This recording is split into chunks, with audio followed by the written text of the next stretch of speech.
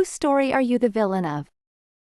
There was a story on here a while back about a guy who, without realizing it, spent his entire K-12 life accidentally one-upping some poor bastard.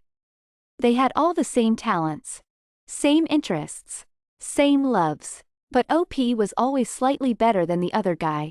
If OP competed in a top 3 style competition, he'd take 3rd place and other dude took 4th. Run a city marathon, he got dragged to by family at the last minute, he placed slightly ahead of the other dude. Asked out a girl to prom, she'd say yes and mention something about only having one other person who asked she'd been considering but chose OP instead. That other guy? It was the other guy. By the time OP even realized what was happening around junior or senior year, the dude had a long outstanding hatred of OP, who barely even knew the guy. OP capped it off by saying he wanted to look the guy up and see what he was doing with life, but was deathly afraid he'd be doing the same thing as OP, just slightly worse. I was going to write something like this about an old friend of mine I think I accidentally drove into depression and who moved away and ghosted me. So many similar interests, but the guy had no discipline or follow through, so while I passed, he failed. I think he blamed me for it all, somehow. But I met him in high school and didn't share prom date interests, Sue. Not me. Imagine becoming someone's nemesis without ever even knowing the person. Then again, I was hexed/cursed a few years ago by someone that was jealous of my academic achievements, when in fact I was very much mediocre, and this is me being kind. To this day I still don't know who it was, or why they thought I was good academic-wise. If I got enough to pass, I would already be happy. Probably this guy named Raphael. I was dating this extremely attractive and fun girl my freshman year and into my sophomore year of college. We were pretty solid and most people realized we were an item. Raphael had a lot of things in common with your stereotypical nice guy. At first he wanted to be her friend, but of course he eventually confessed he had feelings for her. And he wouldn't drop it no matter how many times she rejected his advances. He was heard more than once complaining that, if only the unblinking I-1001 hadn't got to her first. If only, she probably still wouldn't date him. Yeah, when we broke up he saw it as his chance and made a final play. Pretty cringy from what I understand. She shot him down with prejudice and I believe he finally got the message. As a girl who existed in this exact situation, I hated that guy, and no matter who I had or hadn't been dating, he would have never made the list. It's so cloying and desperate. My ex-husband's current wife. I had the evil audacity to be married to him while she was sleeping with him. Don't worry, when she finds out about his newest girlfriend she'll be too busy hating her to give you a hard time. My own. Most of us probably are. Humans make some poor decisions. My older sisters. I sued her for custody of my niece, who she was abusing both via neglect and, to a lesser extent, physically. The neglect was significant. She dropped her off at my house for 2 months when the child was 6 and only wanted her back so she had someone to watch her younger children, both under 2 years old. That was when I retained a lawyer. My child is thriving. My sister doesn't want to know anything about her from anyone else in the family. Oddly enough, my sister is obsessed with her youngest 2, but seemingly could not care less about the older 2 that she abandoned. Still, to be sued for custody of your child, and lose, can't be a good feeling. This all happened more than 5 years ago, but most of my family took a stance somewhere between, I don't want to be involved, and, it had to be done but I'm glad it wasn't me. My older brother, who I'd always had a good rapport with, even after this, and my sister did not, seems to have convinced his fiancée that I'm an indiscriminate baby stealer, which is an interesting take, but aside from my sister cutting me out of her life, that was the worst of the pushback I got. But, like I said, my kid is thriving. Everyone in my family is constantly telling me what a great job I'm doing in raising her, how proud they are of us, etc. She's happy and healthy, well socialized and well loved. Who could ask for more? This is the second child my sister abandoned. If I'd been patient, custody may have come consensually, but I wasn't willing to risk her future on the hope that my sister was going to act consistently. She signed my eldest Nibbling over to my grandparents. Yes, my grandparents, my Nibbling's great-grandparents, when said Nibbling was 2 or 3. So no one was terribly surprised that a custody dispute was happening with another child of hers, especially with how she treated this one. My ex-husbands. The plural makes it sound even more sinister. It's the ambiguity of the missing possessive apostrophe. Is it one or many? My stepmothers. She enjoyed taking credit for every good thing and criticized me for every bad thing. I paid for my youngest brother's college tuition and rent for 4 years. She told him she was paying for it. When he found out I had been the one paying, she was livid. I outed her, even though it was inadvertent, and I wasn't the one who lied. I was helping her out for over 5 years after my dad had passed, but I could no longer do so, because my oldest was going to college. So, I talked to her and explained why I couldn't. She said it was all understandable and I had been more than generous. I had spent 6 figures on their health insurance alone over the 5 years, plus more on other expenses. 18 months later, she picked a fight and said, I only stopped helping her out because I was taking sides in her niece's divorce. It was so out of left field, especially since I had given my reason 18 months before, and I had specifically kept out of the divorce between her niece and my husband's best friend. The list goes on. I will forever be the villain, and there are reasons to keep toxic people out of one's life.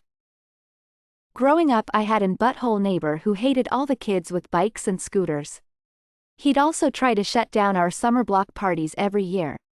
He would call the police over the slightest disturbance and seemed to have contempt for everyone in the neighborhood, especially children.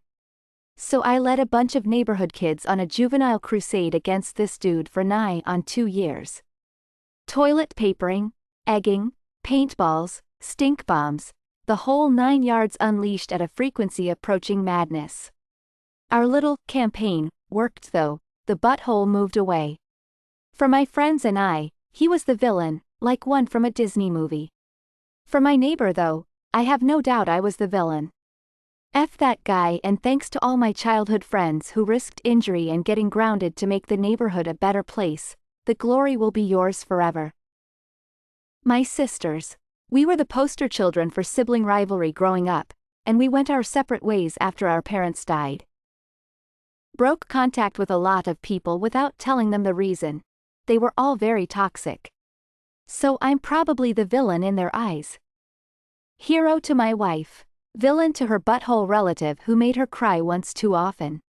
I embarrassed him in front of people not once but twice, and I did it in such a way that he couldn't do squat about it without embarrassing himself even more. My ex to his entire family. Found out about a week ago he was cheating on me throughout our entire relationship. Physically and sexting with his ex-girlfriend from 7 years ago. He was not honest with his family about the cheating, told them a half-truths and admitted to the sexting only. I received a message from his sister saying I am manipulative and abusive, so no wonder why he was inclined to speak to other people during our relationship. He tried to spin that same story to his close friends too, but little does he know, I got to his friends first. So they now too know he's a liar and a cheat. A more straightforward answer. About half of the popular girls at my high school. Somehow, I don't know the details and only learned about everything after the fact, but apparently I was at the center of some giant drama storm that occupied most of junior and senior year. Sophomore year, I was sitting in front of popular girl A in chemistry. I was your standard 1990s deeply closeted gay boy with social anxiety, so disconnected from the social currents. Also gay. So it did not register to me at all that the girl behind me who kept having trouble understanding the teacher's terrible explanations was uber popular / in high demand high school royalty. And I might have had social anxiety, but I was also helpful, so whenever I heard her and her friend try to decipher what exactly electron layers were, I'd turn around and try and give what I hoped was a more straightforward and easier to understand explanation. Sometimes they even said thank you. I've never gotten a full explanation of what happened next, but apparently at some point one of her social circles was ragging on me and popular girl A told her to shut up because I was, paraphrased, nice, very helpful. He's the only guy who talks to my face, not my tits. This somehow kicked off a primetime show worth of high school drama up until we all graduated. And I had no idea any of it was happening, aside from some weird comments and encounters from the popular crowd that only made any amount of sense in hindsight. Most of the storm has nothing to do with me specifically, but it was agreed by all that I was the person who started it all. The fact I was completely ignorant about all the effort being made to stand up for you just cemented my position of high school villain. Before I was diagnosed with bipolar disorder, I probably was a villain in a few stories. Probably still I am. I'll be sick with guilt forever though and will have this disorder the rest of my life, so I got my comeuppance I guess. My deluded stepmother. I look like my bio mom. Guess who didn't like that? To answer the question directly, my entire high school class decades ago. I busted the curve on a lot of tests in high school. But one was the worst. Everyone had to take chemistry sophomore year. The final exam was always a standardized multiple-choice test written by the authors of the textbook I think, but some 30% of the material was stuff a few chapters ahead of what we covered. I got wind of this from a friend a year ahead of me and studied the extra material. Not too deeply, 'cause I had all those other exams to prepare for too, but enough to understand the general concepts. So yeah, I scored way higher than anyone else. My official adjusted score was 100. They had to recurve it because only 2 other people even got in the 80s. I was the butthole. I had a hard time making friends there but much easier when I switched schools before my senior year. It's all obvious now. I knew a girl in high school that fits your description perfectly. One time, in chemistry no less, we had a hard test and she got a B. When the teacher berated the class for the low test scores, she chimed in and said, "How can you expect them to do well if I only got a B?" That was nice and all to stick up for everyone but gosh, what an ego lol. All of them I'm English. My mother is Welsh and would get so offended when people asked if she was English. I have a friend that does drugs and drinks. He ditches class, has less than a 1.0 GPA, and probably won't graduate high school. His parents have given up trying to help him. His friends indulge him and do it with him. I'm the one who doesn't. I'm the one who says it is bad for you, so I am the villain. I've given up saying, "This will kill you if you don't stop. You're going to ruin your life." Because he just doesn't listen. I just hope he gets a reality check before his parents kick him out and he shapes up before something really bad happens. His dad has been arrested in front of him for physical abuse against his mom. I bet that is one huge moment that started him on this path. It seemed to get worse after that happened. I just don't know how to help him since he blows me off every time. I don't want him to cut me off if he gets tired of my trying to help, but I hate that I can't seem to get through to him no matter what I do. I was an assistant principal for 10 years. Everyone hates me, including me. The roaches that live in my apartment. My ex-friend/boss has what we suspect to be untreated bipolar disorder. He does the favorite person thing, followed by them being dead to him constantly. A word to the wise: never become friends with your boss if you're still working for them. LMFAO. My entire family, particularly my mother. I ran away to get away from her, but it was impossible to stay in contact with any other family members and still be no contact with her. I miss my siblings and my pets, but I was dying in that house. My ex-roommate. She pretty much hated me by the end of our 3 years, despite me practically begging her to communicate with me. To me, she was extremely passive-aggressive and petty, but to her, I'm sure she thought I was brash and thoughtless and selfish. Due to a complete fluke with my bank, one of my rent checks bounced within the 2 hours. I happened to have like $10 too little in my account. It didn't pull from my savings to compensate. The leasing company didn't give a shit about technicalities, and gave us a strike too on the account and several heavy, absurd penalties. I profusely apologized to my roommate and told her I'd take care of all the penalties, but she was absolutely livid and stopped talking to me, and moved out with the month. I wouldn't be surprised if she claims I was the worst roommate she's ever had. Skeptical smiley face. According to my ex-wife, my failure to mitigate her endless discomfort with existence means I am equivalent to all male bastards that ever lived. I pity her new guy. Probably my sister. We were never too close, and called her out on doing some shitty things when our mother was dying. She didn't take it well. My ex-fiancé. I developed severe PTSD and she thought my flashbacks were just me being a butthole. Tonight, my 3-year-old. He didn't eat his dinner so he couldn't have dessert. Right now, I represent all that is wrong and unjust in the world. Anyone who was an employee at the store I was an assistant store manager of. Good Lord, I was so bad at that job. I'm not proud of this, but I am definitely the villain in my ex's story. She was a conservative Southern Baptist Christian girl. While I held some similar beliefs, I am definitely more worldly. I ended up being her first and took her virginity. I could have easily told her no, but she insisted she wanted me to be her first. I see now it was her way of trying to keep me in the relationship. We broke up when I found out she said some very racist anti-Spanish things in front of me, not to me, about Spanish people. Me being Latino. Every Karen that comes into my store. I supervise the self-checkout lanes, and I have people that come through with incompetence few can even dream of. There have been several occasions where people ask me to scan all of their items for them. The job of a cashier, of which we have several working at all times. For the most part, I try to be nice to everyone, but there are times where I have to speak a little more harshly. I've seen a few people come back through the store, of which I'd had interactions with, and they give me the meanest looks.